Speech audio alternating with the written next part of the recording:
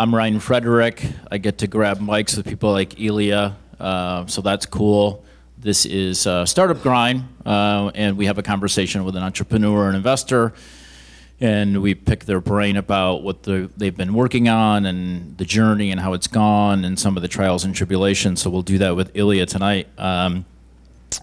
Thank you for coming and doing this. Definitely. I'm glad it's today because I'm a little sick, so my voice is as deep as yours. Oh, awesome. Oh, good, great. Well, you should have told me before I shook your hand earlier. Oh, yeah. So we've been, I feel so honored. This is probably 4 years in the making to get Ilya here in this chair to do this. He kept saying, no, I'm not ready, I don't have anything to say. And I was like, dude, you've got more to talk about than 90% of the people that have already done it, so just come and do it and stop whining. And so he finally gave in, and it was shocking. I got an email out of the blue a couple months ago that basically said, hey dude, I think I'm ready to do this. So here we are. So yeah, again, thanks. It's it's been a journey to get to this point. Me. Yeah, you're welcome. I almost forgot. So the last time I saw Ilya was was it Thursday? Tuesday? Oh yeah. At the Business First BizTech Awards. So Ilya is a big celebrity. He wins a couple of awards and trophies. So I didn't want you to feel slighted tonight. Well, Brian from Get Devs really didn't want you to feel slighted because he was also there. He saw the hardware that you pulled down, so he brought something for you. Drum roll? Yeah, a drum roll. So you should pull that out and check that out. This is courtesy of Brian's daughter. Brian, what's your daughter's name? Lily. Made this Startup Grind trophy for you. So. Thank you. Thank you. Thank you. I love it. Yeah, this is going to go right on the mantle. This is great. So we didn't want you to feel slighted because you get a trophy now wherever you go, apparently. So we wanted you to have one here too. I was not expecting to win a trophy today. Thank you. So thank you, Brian and Lily, for doing that. So, and this is a good segue because Brian and Charles from Get Devs are sponsors, and they help us put on this shindig every month. So, we work with them. So, if you need devs and other sorts of talent remotely, talk to Brian and Charles from Get Devs about that. Alex, I saw Alex from Dickinson right here somewhere. There's Alex in the back waving. Alex has been a supporter of Startup Grind since really I started doing this, and he was with a different firm that is never to be named again. He's now with Dickinson Wright. That's the part that matters. This is actually, this month is the 6-year anniversary of me doing this in Columbus. So, yeah, that's that just means that I'm old. But other than that, 6 years. Yeah, I'm not sure what it means besides that. In my firm AWH, you would have met Alex in the back and Bobby back there. We help clients build great software products and do some data analytics work too. So talk to our team about that sort of stuff if that's what you're into. So without further ado, let's get into it. You're an enigmatic guy. No one seems to know who Ilya Bodner is. Whoa. Yeah. So let's burst the bubble. So who are you and what are you about? Wow. All right. What a way to start. Yeah. I thought the question is, tell me about your background. The questions I actually sent you, we're actually not going to talk about any of those. That was just to get you here. That was just to lure you here to make it seem like it was going to be a cohesive, relevant conversation. This is why I've been avoiding you for 4 years. I knew this was a trap. All right, fine. So you're a self-proclaimed startup enthusiast. That's your LinkedIn headline, right? Yep. So what does that mean? Sure. How about I give a little bit of my background? Okay. Get to that. That helps. That's fair. So I immigrated here in 1993. Came right to Columbus. My whole family did. Moved here with my best friend, and we didn't really have anything here. We had welfare and food stamps, which this country is amazing for providing that for people like me. So kind of started with that, and our first job was scanning documents for an insurance agent on Main Street, right outside of Whitehall. And he paid us $8 an hour to come on the weekends and scan documents. I'm sure everyone here had a job similar to that. But we saw this guy pulling up in a nice car every once in a while. He was an insurance agent. And we're like, I want to be that old guy. I want to pull up in a nice car. So some of you might have already heard this story, but we just decided to pursue the American dream and open up our own insurance office. That's what we knew. So we got licensed a couple years later, opened up our own insurance office, and had an all-state insurance agency not too far from the place we worked nights and weekends. And that was my first really big rodeo, first big gig. And like everyone here, I was the guy on the other end. I sold insurance, car insurance, to people, and we're actually pretty good at it. So I learned sales. I started making a little bit of money, and back at that time, the way you bought and sold insurance was extremely rough. So there was no really good technology there. He and I decided to build our own back office CRM tool. And so that really took off. So in a period of 2 years, we got to grow one of the largest, fastest growing agency in the region that they were measuring. And we built a piece of software that really was just intended for us to kind of streamline all the messiness. We didn't want to like lick envelopes and send thank you cards and door hangers and all that nonsense. So we hooked it up to a couple of different pieces of Pitney Bowes to make it work. So we built a piece of tech that we ultimately ended up selling to a publicly traded company, which was really cool. So that's just a little bit about my background, because really just kind of fell into this whole thing because of a passion to make money, have a mortgage, car, kids, house, dog, etc., and build some technology along the way. So what I like to tell people is that I have a little bit of hand-hand combat when it comes to selling insurance and a little bit of technology background for building our own software in that time. Do you think, and this wasn't a question that I sent you, so stuff's just going to pop in. None of these are, huh? Right. Do you think that how would you sort of assess where you are on understanding the insurance software technology space, seemingly, given the fact that you've been working on it in the space for a fair amount of time now, Yeah. that you probably sort of understand that intersection of insurance and software and tech probably as good as anybody in Columbus, certainly, if not, broader. But Don't be humble. So, yeah. So actually, that's why I do like insurance.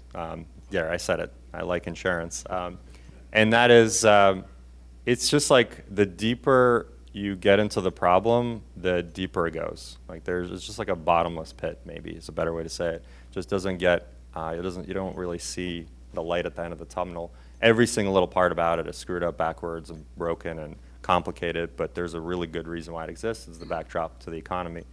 And kind of like that. Like many people in insurance, I didn't grow up to be in insurance. I know a lot of people that grow up to be in insurance, and they're brilliant people.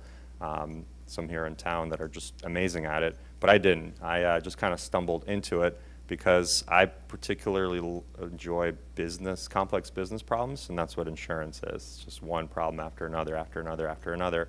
And after a while, you tend to see that you need to have it.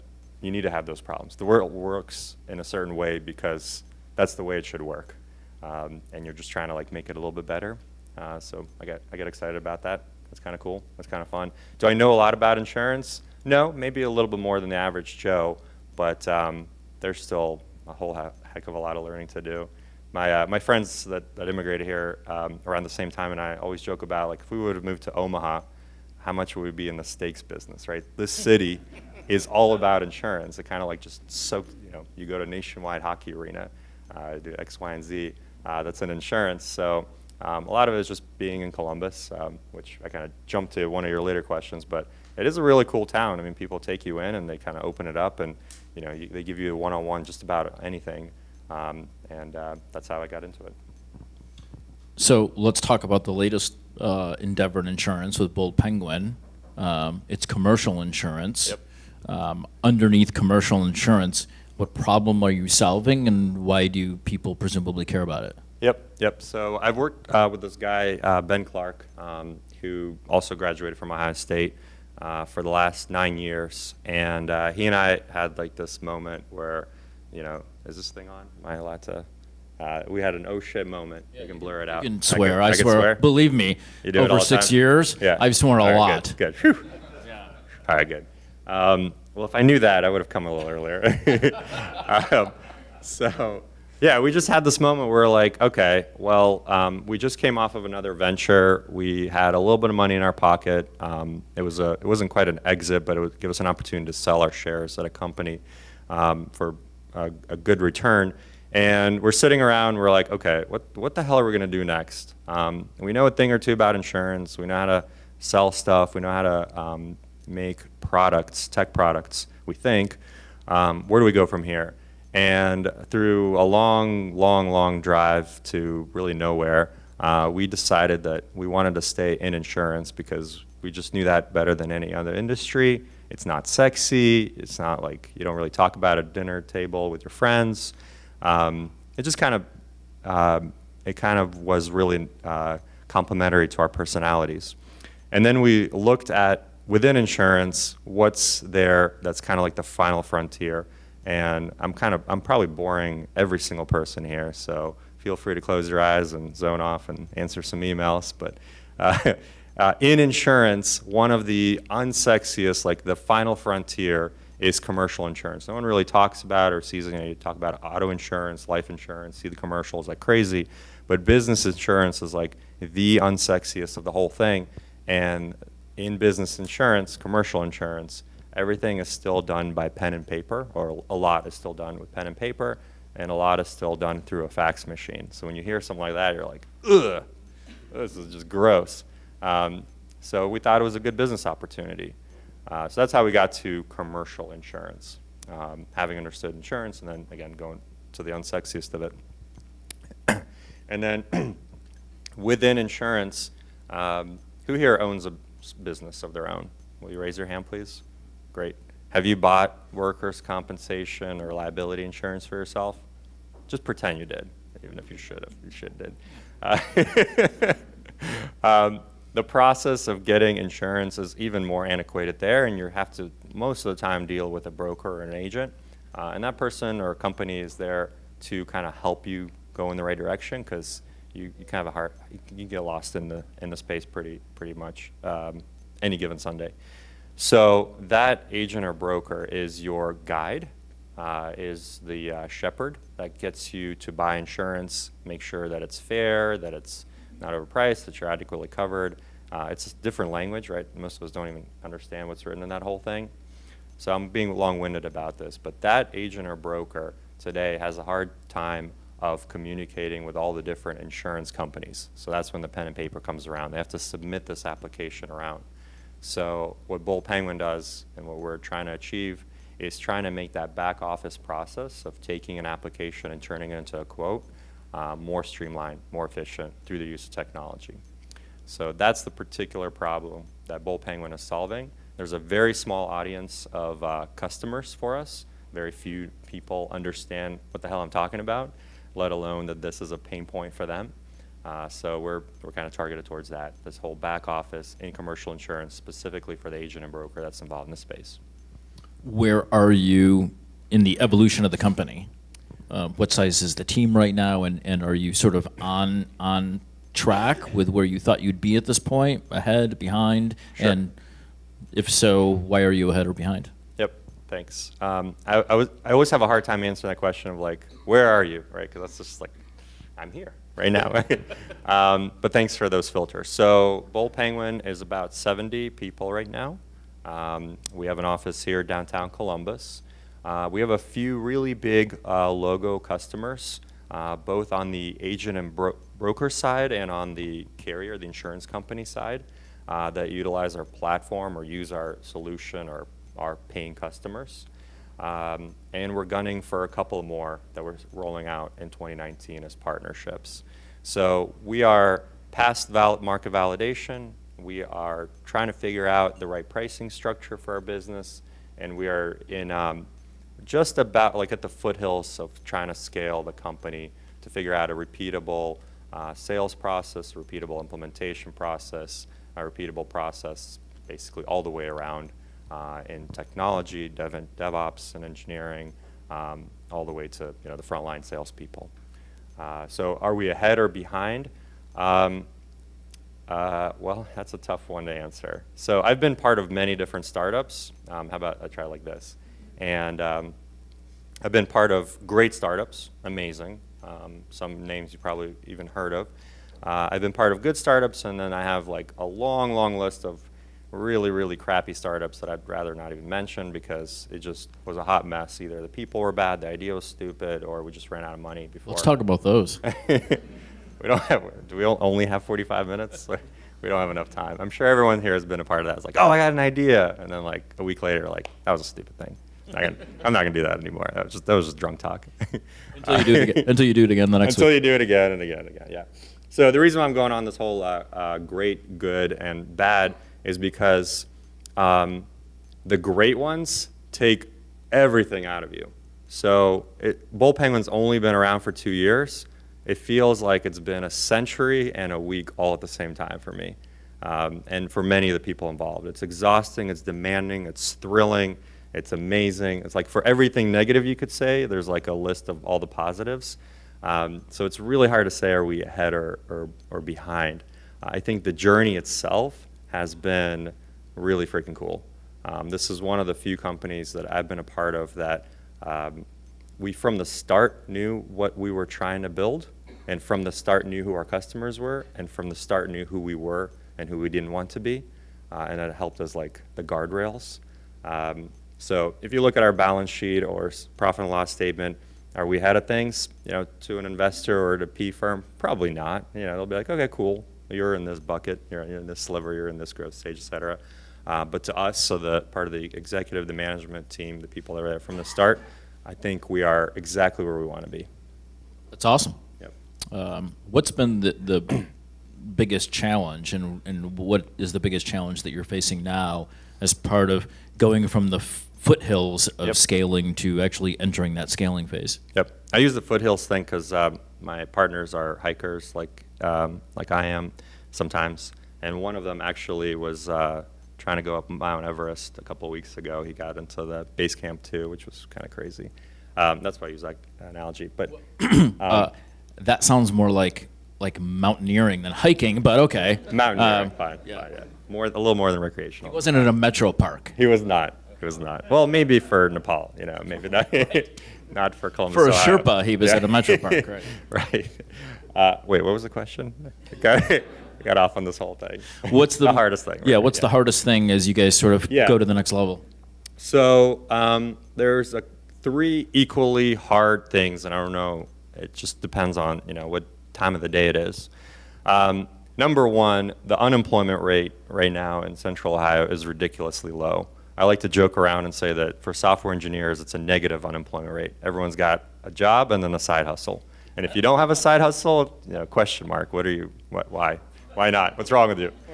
Yeah, we'll get to that later, right? Yeah, exactly. So hiring brilliant people, like many of you in this room, everyone's kind of doing something right now. Times are good, right? I mean, they're not like, they could be always better, but no one's over here starving looking for a paycheck. So hiring good people is very difficult. And to be able to do it like, the speed that we need to right now, it's not like onesies, twosies anymore. We're trying to get 2 or 3 people to start every week. And it's tough. It's tough. Everyone needs individual attention, and you're usually pulling them away from something else that they're either doing or trying to pursue doing. So that's the first one. The second one is I hate being called a startup at Bull Penguin. I hate it. I think all of you here that are in this room should just like remove it from your website, start deleting it from your text. I talk it, I preach it, I don't do it. I think it's actually on our website. And that is because, so the reason for that is, which is the second most difficult thing, is what we do is very complicated. Warner's back here, like the security assessments, the mumbo jumbo, the scrutiny you go through is intense. And so when you're labeled as a startup to get out of that category into, no, we're just a company like you, just a little bit less headcount or a lot less headcount, is very difficult. I think that's one of the hardest things, especially for enterprise level B2B companies like us to get through, is like, no, we're not a dinky little startup. We got a lot more heart and fight in us than you think. So that's the second one.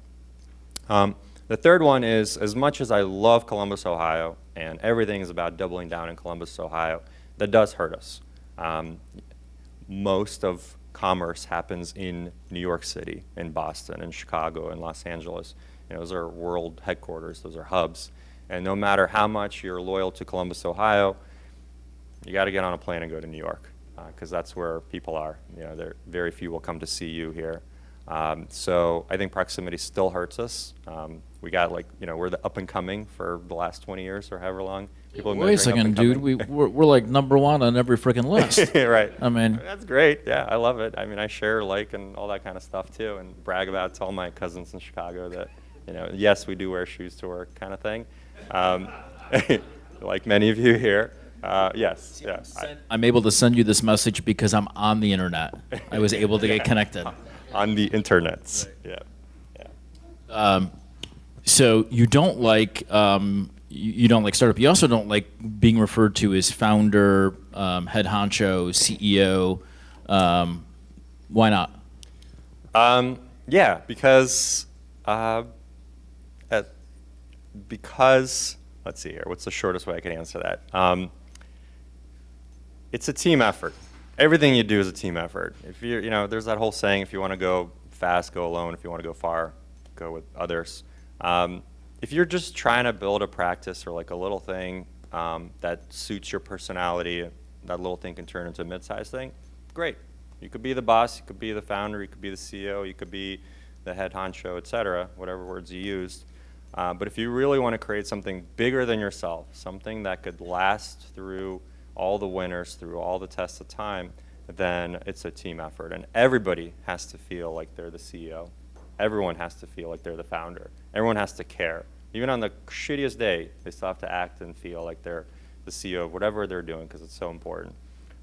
We try to talk about that a lot at Bull Penguin. We try to actually do that at a Bull Penguin.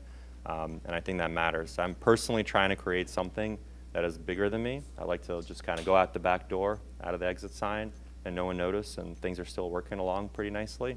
And you don't get that by having this pyramid organization. How long can you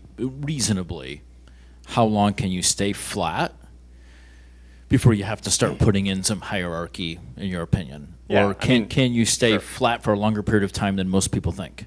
So you should, having a designated manager is very important for every role, and that should be from the start. Having it go to his or her head that they're the boss man or boss lady is terrible, and that should be avoided as long as possible, in my opinion. Especially from when you're starting with nothing and trying to build a company to be larger. Management is very important. You can't have a team of, like a table right there of 4 people with everyone feeling like they're managing, right? One person should be responsible for feeding the information out of this table to somewhere, wherever it needs to go. I'm just kind of picking on you guys, not that you look dysfunctional or anything.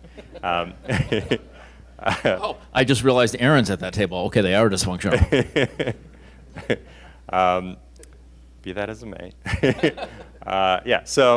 So like management, and my personal thing is for every 6 to 8 people, you should have one person in charge of delivering the information or the output, taking the information output for that team or teams, et cetera.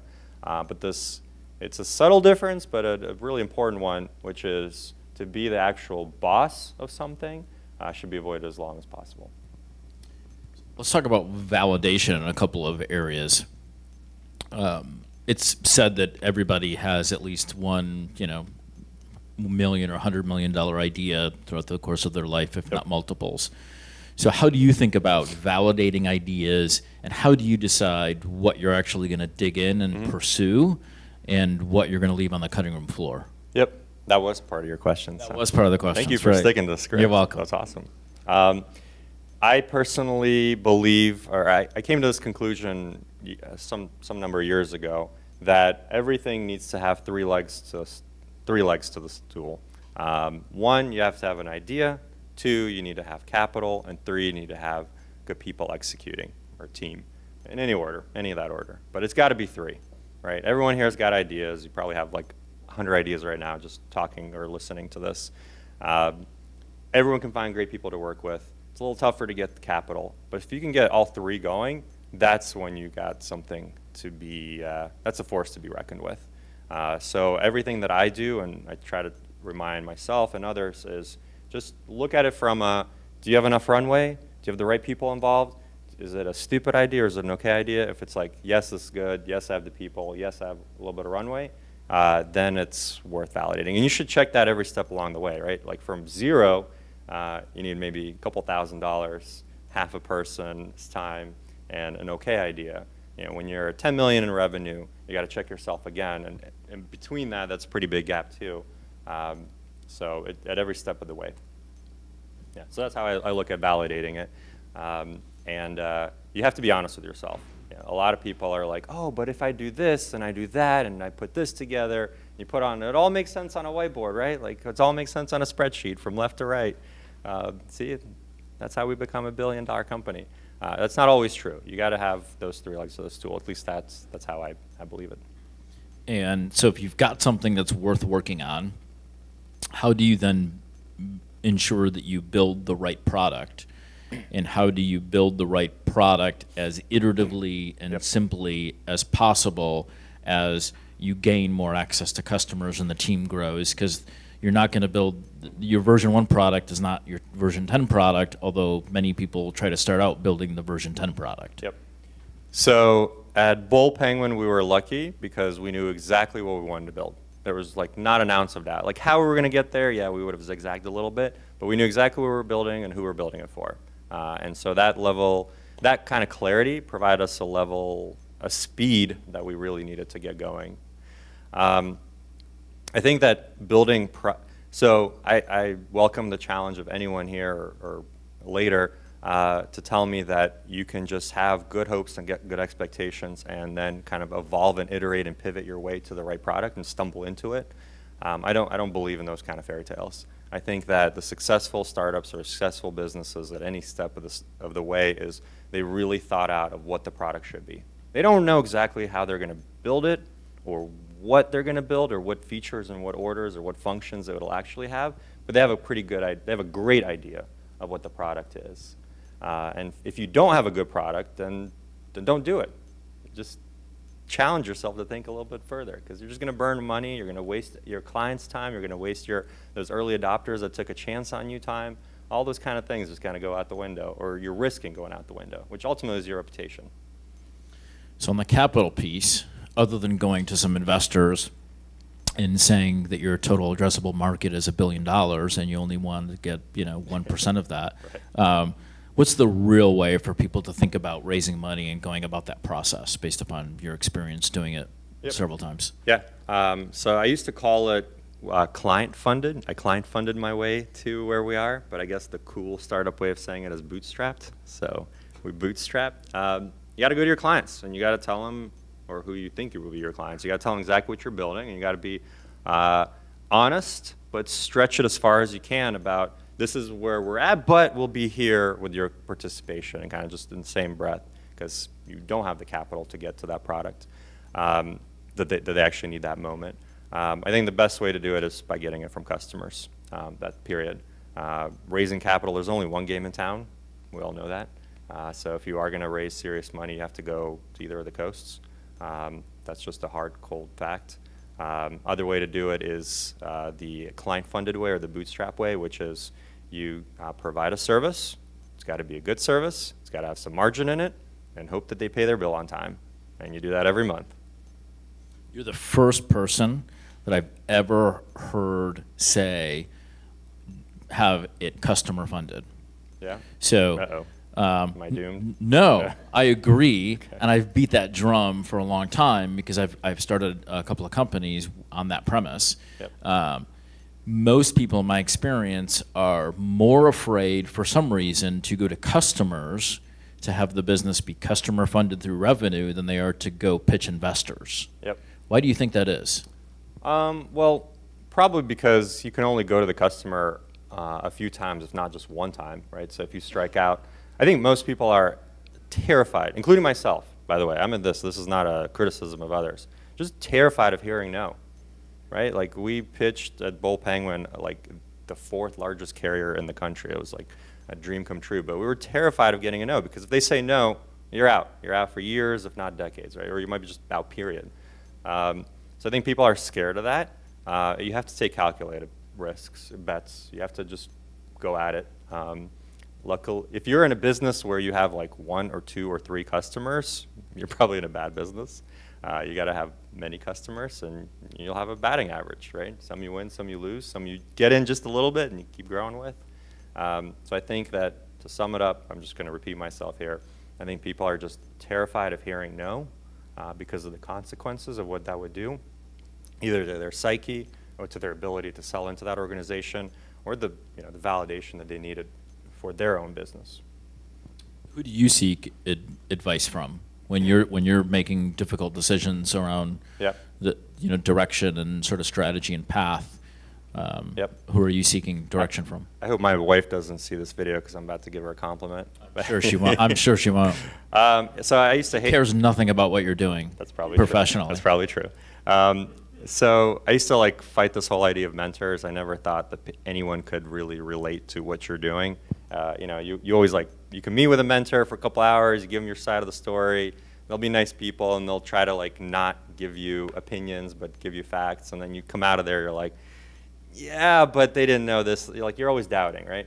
Or at least that's how I felt about it. So something that I did at Bull Penguin early on, which some of the mentors told me, so a good byproduct of that, was we formed an advisory board. It's a non-governing board of directors, board of people that really, out of their own time, really for the relationship, show up as many times a year as we want them to. And we treat it like real board meetings. We have agendas. We have a beginning, a middle, and an end. We have a topic we really drill into, et cetera. So that advisory board has really done wonders for me. You don't have to name names, but what kind of people are on the advisory board? Yeah, so the mistake I made, which I hope to take into my next journey, is in the beginning, everyone was 100% in insurance. Like the geekier they were, the better it was for me, because I just wanted, I was craving the truth. We're at it coming up on a 3rd year after January, and it's diversified a little bit. We have one woman on there who's completely clueless when it comes to insurance, but she's an amazing person. So there's that side that she can help talk about that's a little bit outside of the world, or how a layman's person can look in and see what we do. So we're trying to diversify in all sorts of backgrounds, et cetera. But an advisory board, it's like a lot of other things in life. You get out of it what you put into it. We take it very seriously. We ask for advice. We run it like a real meeting, and it actually helped us get out of trouble a couple times now, which is great. So you've probably been part of more startups in town than anybody. Some of those have proven to be successful. So is it you just can't hold a job? Yes, that is. You don't have to move on? Yeah. Or is it some level? I mean, I know you're impatient because he was bugging me to get this started, and even when there was, it was like 10 minutes still to go. So do you just have a threshold of, oh, this is now uninteresting to me, I have to go, spin something up new? Yeah. Why be part of that many versus digging into one or two and seeing them through for a longer period of time? 2 things here. One I kind of already covered. So number one, I always like to create something bigger than me. People sometimes are scared, right? They want to be in complete control. I'm the complete opposite. I want to create something bigger than me that's long lasting, that could just kind of keep going and not be all about me. So usually that happens pretty quick, because when you think of the legs of the stool, I can kind of get the whole thing going, but then there's people and ideas and capital and clients and everything in motion to just kind of take a life of its own. So I become obsolete very quickly, and I'm very comfortable with that. I'm very comfortable with going out the back door, being very quiet. It's definitely been challenging, right? Sometimes you build great relationships. Other times it's not so much so great relationships. So the human part of it has been the part that I personally try to work on a lot. The second thing is, which took me some time to realize what I'm doing. I learned this a long time ago from somebody, a mentor actually, a person that I just casually met for coffee once in a while. And that is, I try very hard to hire or surround myself with people that are smarter than me, with the hopes that they can just call me out very quickly. And I know a lot of people that are uncomfortable hiring people smarter than them, that are uncomfortable with, it's like, yeah, it's like Ronald Reagan, trust but verify, right? Like, yeah, okay, Ryan, great, but go ahead and report out to me what you did this whole week. Or just tell me so I know who exactly you emailed, you talked to, you contacted, how you approach it, et cetera. I try to. I've had no communications with anybody in Russia, just so you know. Okay, we'll see about that. Yeah, so hiring people that are smarter than me, I think is very critical. And when you do that, they're smarter than you. So they do circles around me. I'm like, oh shit, I'm not needed here anymore. This is great. See ya. And then how do you know, do you then immediately move on to the next thing? Do you typically have something in your back pocket? Yep. Do you sort of sit on the couch for 6 months? Yeah. How do you then make the transition from one thing to the next thing? Because I think that's also something that many people would struggle with. Yep. It's the three legs to the stool that I've been talking about. Yes, I usually have a couple of ideas. I usually have a couple things, plates spinning, that I can get something started. I don't think my batting average has been great because I have a lot more failures than good startups to show for, but I'm trying to get better at it. Yeah, after every one, you just sit down and you're like, okay, let's see how I could have done that better. Or is this next one, is this a little bit better? There's a little bit of a transition period, but not too long. I try to get going right away. Do you start with an end in mind? Yep. In for that, sure. do you want Absolutely, to? Are you thinking at the beginning about what the potential exit and outcome is? Yep. Or do you just want to start something that is a good, profitable company that if it runs in perpetuity, that's okay too? No. Yeah. End in mind. So product. I want to know exactly what is that thing that everybody buys. Like, not an ounce of doubt about what it is that they're buying and what they're using it for. Okay. Then there's all the details. You got to figure that out. That's what takes years. But you got to have that. So that's for the business. For me personally, it's always been in and out. You know, I've flipped businesses. If I was in real estate, I'd flip houses, I suppose. Which is, everything that we're doing, everything that I do is about building the enterprise value. I have a number of shares. I think they're worth X in the beginning. I want to double or triple it as often as I can so that the enterprise value is high by the time it comes to have an exit. What routines or principles do you hold sacred that you always fall back on, irrespective of the type of company or product that you're building? For me, my family is very important. Not just my wife and daughters, but just kind of the extended family. I come from a very large Russian Jewish family that everyone's a cousin. So, geez, sorry about the Russia comment. Yeah, it's all right. I'm used to it. I didn't know. Yeah, I'm actually from Uzbekistan, which is the Far East, but we won't get into that. Yeah, so my family is very important to me. It's very tricky and difficult to be at everybody's birthdays and special events, but that is the one thing that I try not to sacrifice on. I try to be there for every single one of those because I think that keeps me sane and keeps me human. And when you go to those, you sometimes like remember why the hell you're busting your ass so hard. So that's it for me. Also, based upon my experience, nobody there gives a shit what you're doing, right? Right. Or they don't understand. And if they don't understand, then they don't give a shit. That's right. Right. Yeah. I do something on the internet. Yeah. Right. Exactly. Yeah. Right. Yeah. Ilya plays in insurance. Yeah, I don't know. exactly. He sells insurance. Insurance. Sells insurance. I hear that a lot. Yeah. So I'm going to throw it out for questions. So if you've got a question, Darren's in the back. He's got a mic. He will get it to you. So we'll give Darren a second to get over to the mics. Raise your hand and Darren will get you a question. Insurance 101. I'm just kidding. How do you determine the compensation of your key managers typically? Funny, just on the way here, I had that conversation in my car with somebody. So again, this is by no means the perfect end solution, but I do think that over time I'm getting a little bit better at it. I try to throw it back to the person to understand what drives them, what drives him or her. You kind of have a range of total comp you can afford. So you have a couple of levers. You have salary, you have bonus, you have commission, and you have upside, which is in the form of stock or management or job title or career advancement or outside activities that people like. Just, everything else in that third bucket. And then you have a frank conversation about, if you look at those three levers, how would you move around? What's more important to you? And we try to give it together. I don't think any two people are alike. I've sat through a lot of these now, and I have people that come to me and say, it's all about the cash. I want to have as much cash so I could build my home and do X, Y, and Z with it. Other people are like, nope, the only reason why I would join a startup is the equity. I want to be there for the payout.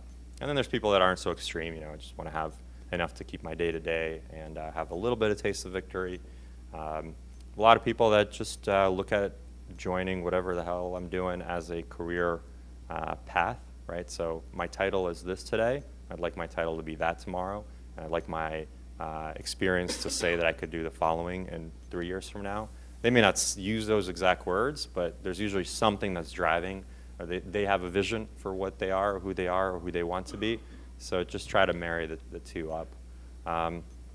The foolish mistakes that I've made. So how about this? I don't know exactly what the answer to that is, but I can tell you the mistakes I've made, try not to make again. When you go in with a predetermined, this is the compensation, this is what you're getting, I think that you're risking trying to squeeze a person in through a corridor that him or her aren't willing to do, or just saying it because they want to try a new challenge. So I'm trying not to do that. The other thing is, everyone's at different levels, right? Are you bringing on a partner? Are you bringing on an executive that's management executive? Are you bringing on a senior individual contributor, a junior person? Or are you giving somebody just a shot into something completely different that they have never done before? So you got to really think through all those. I'm not really answering a question, but we could talk a lot about all the mistakes that I've made or some of the mistakes I made to kind of try to avoid. I guess what I'm getting at is it's all very relationship and individual conversation driven. How long do you keep giving out equity? Is there, in your experience, Yeah. is there a sort of a threshold where you get to 50 people Yep. and you stop giving out equity, and it's really just to attract the early team? Yep, Or do you sort of keep dripping it out over time? Yep, that's changed over time, and there's some bull penguin here that could tell you that keep me honest here. In my previous startups, I've gone down the path of like everyone should just have something. And what ended up happening is that everyone had a lot of a number that was meaningless to them. So it's like, oh, cool, I got $6,000. Great. That's not going to actually really change the way I work today. And so now we're on more of the other end of the pendulum, which is the first 24 people have a significant stake in the company so that they could inspire and bring out the others. I think an employee stock option pool is important. I think that's just startups 101. Everyone should have that. But yeah, we're on the opposite side, which is the few, it's a meaningful, potentially even life-changing amount of equity. Cool. Yeah. How did you come up with the name Bold Penguin? We don't have the time for that. But and when we did just hire a creative person to give a cool, fancy story, but I'll give you a little bit more of the truth. We're not to believe the marketing person. We're not believable. He's working on the believable story. Penguins are fascinating animals. I don't think I've met anybody here that doesn't like penguins. Anybody? Anyone? Are there any Still holds true. Are there any penguin haters here? Yeah. Identify yourself. Yeah, fascinating animals. The whole like iceberg, what's underneath the glacier, cold, cool animal, March of the Penguins, the whole thing, like just everything added up, make it cool. My daughter was being born around the time that we had to name the company, and I like literally in the playroom stepped on a stuffy little penguin. I was like, oh, this is cool. You know, insurance companies have animal stuff with them. Why don't we do penguin?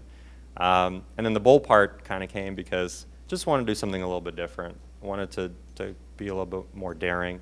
I just kind of mushed those together, and for $12.99 on GoDaddy.com, you too couldn't have that domain. So, so then it just stuck.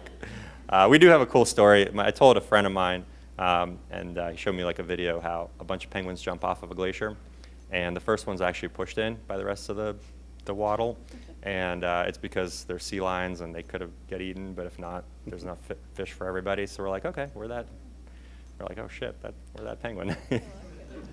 That bull one might get eaten. Brutal. Insurance is tough, man. It's brutal. It's the real world.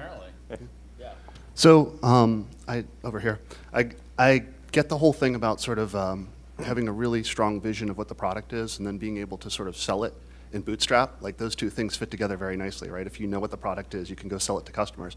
What I think is fascinating is that you sort of jumped into a space where you stepped into the middle and then had to convince both sides that your way was better than how they'd done it before. Yeah. And I think that's that would be the interesting part, is like, how do you make that happen, right? Yeah, almost everybody that I meet that digs into the business a little bit deeper immediately goes to, well, if you know it, why don't you just become the insurance agent of the future, or take out the middleman, or why don't you become the insurance company?